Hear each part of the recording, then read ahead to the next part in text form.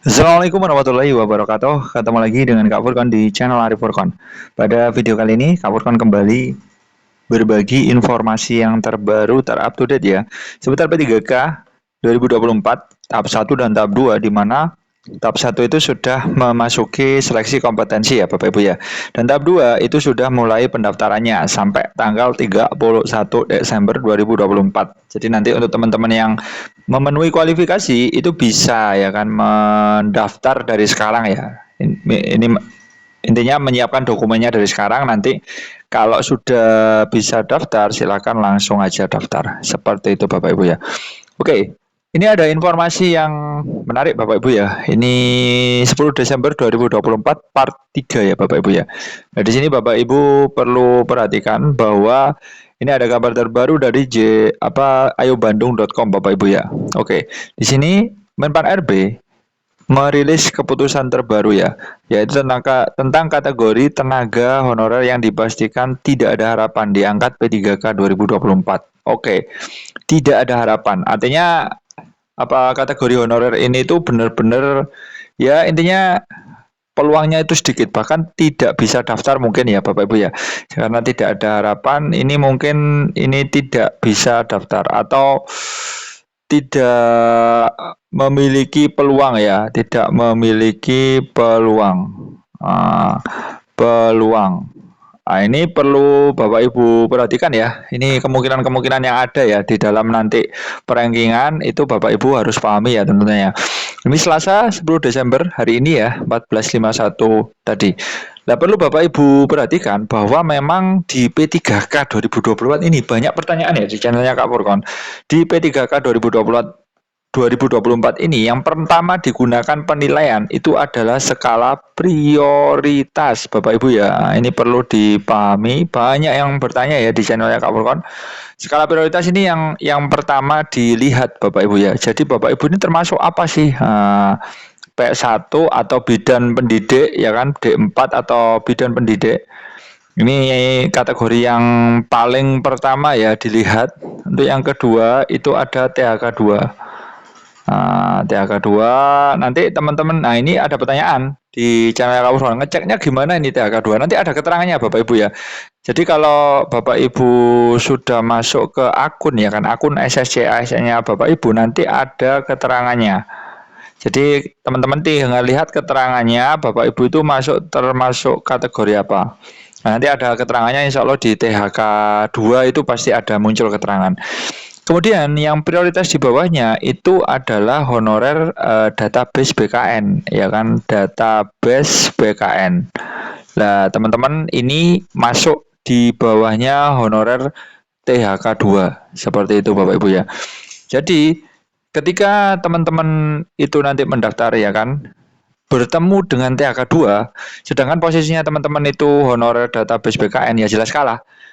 Meskipun nilai Bapak Ibu yang honorer database BKN ini katakanlah 600 lebih lah ya kan, mendekati sempurna, mendekati 650. Nah, THK 2 ini katakanlah mendapat nilai 200 katakanlah ya. Ya tetap THK 2 karena yang pertama dilihat itu adalah skala prioritas. Seperti itu Bapak Ibu. Makanya nanti ada beberapa kategori yang kategori honorer itu dipastikan tidak ada harapan. Nah, makanya itu lihat bertemunya itu, lihat pesaingnya itu Bapak Ibu ya.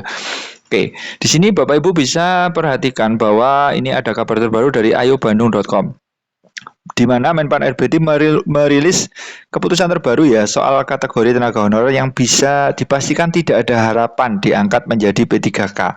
Nah, ini kasus-kasusnya mungkin seperti tadi Bapak Ibu ya. Jadi ketika ada di dalam suatu formasi itu ada persaingan ya kan. Di dalam satu formasi itu ada persaingan antara ya kan, antara katakanlah kita ambil contoh aja THK 2, nah, tenaga honorer kategori 2. Nah, di sini THK 2 bertemu dengan honorer database BKN, ya kan, honorer database BKN. Nah, ini jelas tidak ada harapan yang honorer database BKN. Misalkan formasinya cuma satu ya kan. Ya kan, di sini Bapak Ibu perhatikan kasusnya itu memperebutkan satu formasi, sedangkan di situ ada 2 orang katakanlah. Posisinya THK 2 sama honorer database BKN. Ya udah, ini jelas jelas kalah meskipun nilainya 600 lebih. Asalkan di yang honorer THK 2 ini hadir ya Bapak Ibu ya. Kalau tidak hadir lah ini yang masuk ya kan. Intinya hadir aja aman ya kan. Begitu kasus-kasusnya seperti itu. Jadi ini memang ya tergantung keberuntungan sih Bapak Ibu. Jadi nanti kita itu saingannya apa? Itu ininya seperti itu.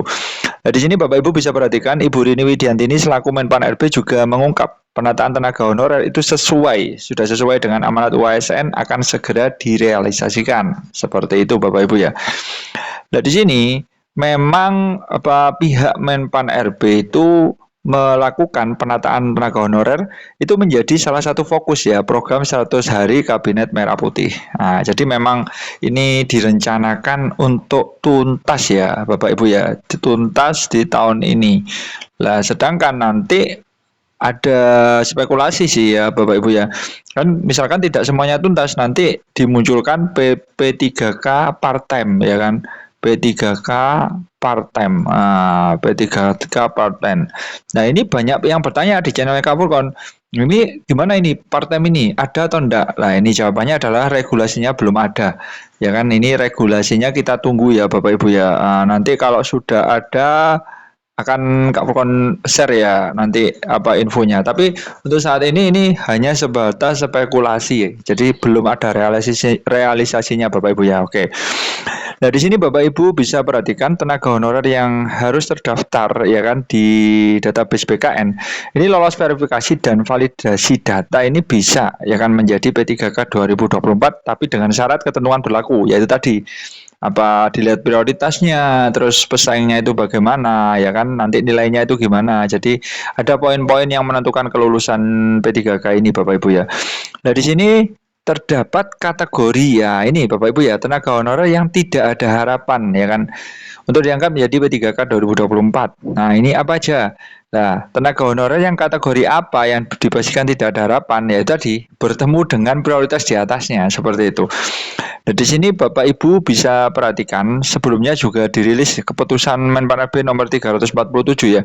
Ini mengatur mekanisme P3K 2024. Nah, di sini memang disebutkan juga ya kan, disebutkan juga bahwa tenaga honorer yang tidak terdaftar di BKN ini juga berpeluang juga ya diangkat menjadi P3K. Tapi lihat kasusnya seperti apa nanti ya kan. Kalau kasusnya bertemu dengan THK 2 ya sama aja, tidak akan bisa menang dia ya kan seperti itu. Jadi kasusnya itu ini berpeluang dianggap menjadi P3K, tapi dia itu tidak bersaing dengan prioritas di atasnya ya kan. Tidak bersaing dengan THK 2. Kalau bersaing dengan THK 2 ya udah pasti bakalan kalah ya kan. Berapapun nilainya, bahkan nilai sempurna 650 tetap kalah Bapak Ibu ya. Jadi yang pertama dilihat itu skala prioritasnya, sudah difilter dulu Bapak Ibu. Namun terdapat syarat yang wajib dipenuhi oleh tenaga honorer tersebut untuk menjadi P3K. Nah, di sini honorer yang tidak terdaftar di BKN berpeluang dianggap jika aktif bekerja di instansi paling sedikit 2 tahun berturut-turut. Nah, ini masih di bawahnya lagi Bapak Ibu ya. Ini juga semacam dilema ya. Jadi kalau teman-teman ini masuknya ini ya kan honorer tidak database BKN paling minimal 2 tahun, terus bertemu ya kan. Nanti bersaing ya kan. Ini bersaing atau memperebutkan formasi yang sama. Bersaing dengan honorer kata database BKN. Bersaing dengan honorer database BKN. Nah, ini juga sama juga bohong Bapak Ibu ya. Nah, karena posisinya itu di bawahnya ya kan. Jadi pasti bakalan kalah meskipun nilainya itu sempurna ya tidak akan berguna seperti itu. Jadi harapannya tidak ada harapan, bahkan kita simpulkan tidak ada harapan. Jadi tergantung kita itu bersaingnya itu dengan prioritas apa. Nah, untuk mengetahui itu gimana Kak? Ya nggak bisa. Jadi ini keberuntungan Bapak Ibu ya seperti itu. Sehingga tenaga honorer yang tidak terdaftar di PKN ini tidak aktif bekerja di bawah 2 tahun itu tidak ada harapan juga. Ini kasus-kasusnya Bapak Ibu ya. Jadi tidak ada harapan itu maksudnya apa sih? Bertemu dengan prioritas di atasnya, ya kan? Jadi ada harapan maksudnya apa ya? Bertemu dengan prioritas di bawahnya. Misalkan THK 2 ada katakanlah 2 formasi ya kan, 2 formasi. Kemudian ada 3 pelamarnya, THK 2 2 orang, 1 orang ini honorer database BKN katakanlah. Ya udah, ini jelas terbuang yang honorer database BKN karena sudah kalah secara prioritas. Jadi yang dilihat pertama itu adalah prioritas Bapak Ibu. Nah, seperti itu. Oke, mungkin seperti itu dulu ya informasi dari Kak Furkon tentang P3K 2024. Mudah-mudahan memberikan manfaat bagi Bapak Ibu. Ini ya tetap semangat untuk menyiapkan diri ya menghadapi tes ya kan P3K 2024. Tahap 1 ini sudah mulai tes, untuk tahap 2 itu menyiapkan berkas-berkas yang harus diupload. Oke, tetap semangat. Wassalamualaikum warahmatullahi wabarakatuh.